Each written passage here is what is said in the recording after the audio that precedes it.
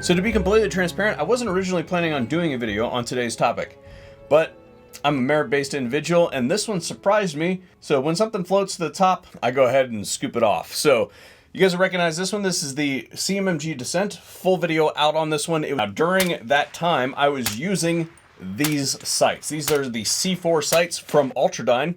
And like I said, I wasn't originally planning on doing a video on these because, well, to be completely honest, I pulled them out of the box and I'm like, oh, this thing again. See-through sights. Oh joy. Then I started using them and I realized that actually these are very innovative sights. They've got some features that are included in them that I was not expecting. And I have to say that they're exceptionally user-friendly. So what we've got here is a system by which you see all the way through the sight picture. So you actually are capable of obtaining a target focus with these iron sights. And the idea is that your eye looks through this rear aperture, it looks through the front sight post, and looks at the target.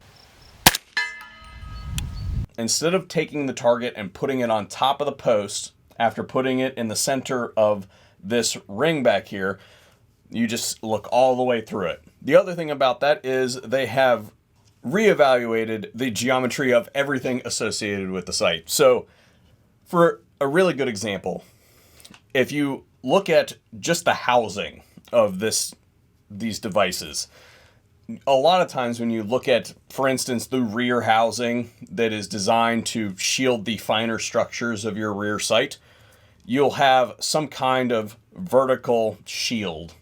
And usually they're shaped in a square because they're easy to machine. These ones are round. Same thing on the front. A lot of times we'll have some wings up front to shield the even finer structures of a front post. And those are usually either straight, hooded, or they've got some kind of splayed out geometry. These, in both instances, are circles. And the idea behind this whole thing, not only do we have aperture and aperture, but the larger geometry that you are moving your head in orientation to is a circle. So that helps that extra little bit bringing your focus to the center. And I'm not just saying that, it actually does work. It is going to be a little bit difficult for me to show you this because of how cameras work, but I'm going to do my best.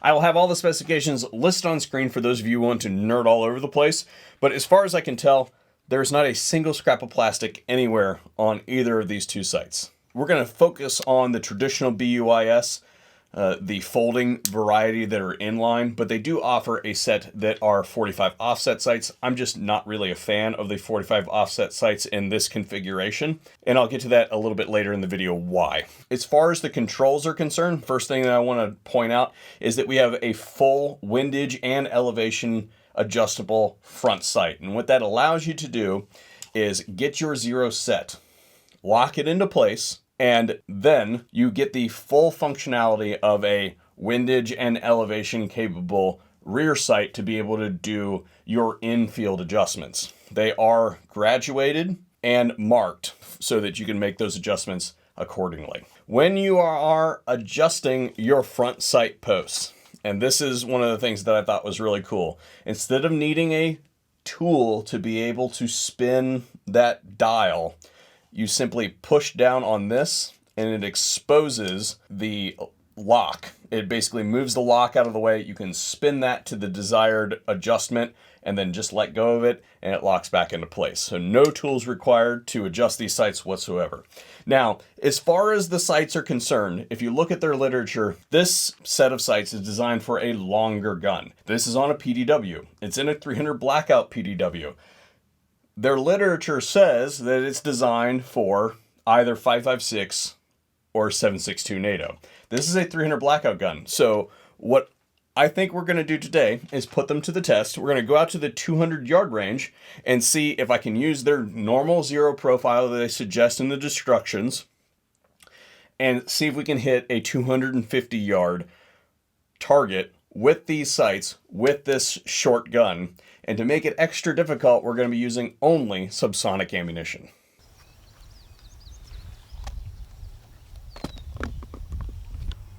I haven't shot this prior to today, so I don't know what this is going to do. Could just be wasting a whole bunch of ammunition, but I'm confident that we'll get there. We're shooting a standard size steel target, and we're just going to start with the original 0 and work ourselves out. So, first shot.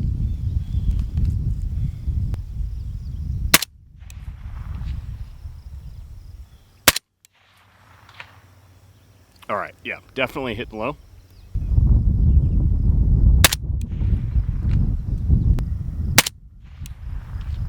Oh yeah, I can see it. I'm gonna come up quite a bit. Ooh. I think that one might be close.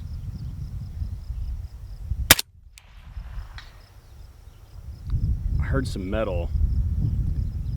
I wonder if I glanced it off the base.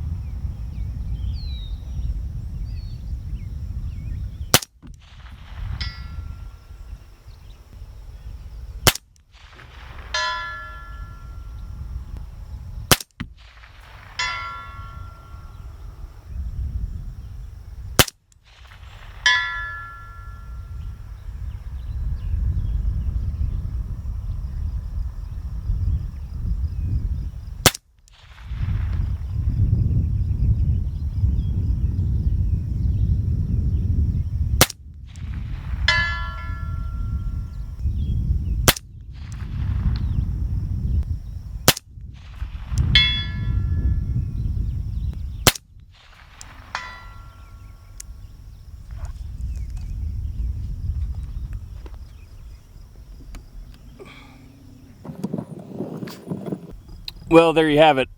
It is doable. And I found out that after we added the second layer on this shooting base here that I don't have enough tripod, so I'm gonna have to build a second base just for my camera. But yeah, I'm hot, I'm sweaty. We're gonna go back to the air conditioning and talk. And just for good measure, because you know there's still one in the pipe,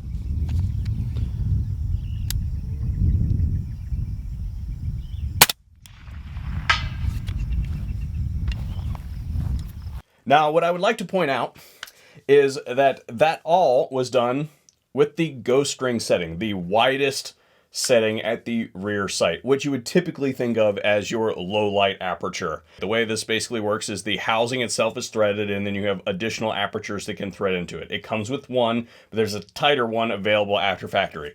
Same thing with the front sight post. This is done with the standard one. There are additional ones available after factory. You just thread the thing out and drop it right in. That brings me to my first critique.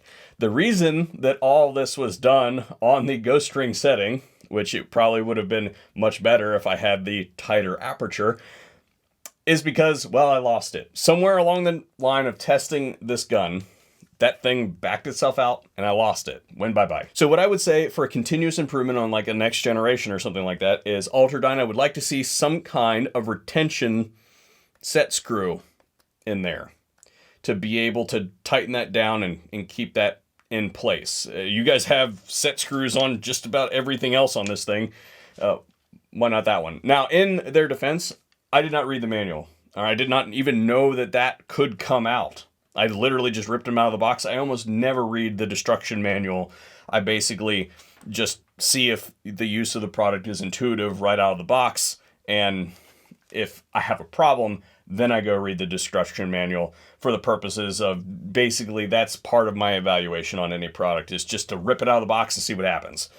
So had I known that, I probably would have blue Loctited that into place. So I suppose an instantaneous fix would be to apply some blue Loctite from the factory on that thing. So again, not a super huge deal, but that's really the critique that I have for the sights. These have a very positive actuation, so if we just go ahead and push on this, you'll see that it'll jump away from me. See, there you go. And on the way down as well, it'll jump away from you as the detent rolls over. And of course, same thing on the rear sight. The 45 offset sights do that as well. They are folding 45 offset sights. And when we're talking about the 45 offset sights, we might as well discuss what I said earlier about why I don't really like them all that much. I think that this is a design that's just a little bit too complex for a 45 offset sight. I gravitate more towards like the XS sight because it's a low V-notch with a big dot. It's literally a set of pistol sights on the side of the gun. Usually when I'm using a 45 offset sight, I'm using it in conjunction with an LPVO, and that means that I have to move that whole thing over, and then now I'm on top of my stock or whatever, and I have to fish around and find it. If there's any intricacy to that whatsoever, it can be a little bit challenging to find without a whole bunch of practice. So that's one of the reasons that I gravitate towards something simplistic like the XS sight. And I just think that while these are excellent sights, this is just a little bit too complex of something to pick up rapidly. Even with all the advantages that it has, I just think that it's a little bit difficult to pick up in the 45 rotation orientation of the firearm type thing. I'm not saying that they did a bad job on them. I'm just saying that that's not what I would choose. So your mileage may vary. You might really do a whole lot of shooting like this. I typically don't.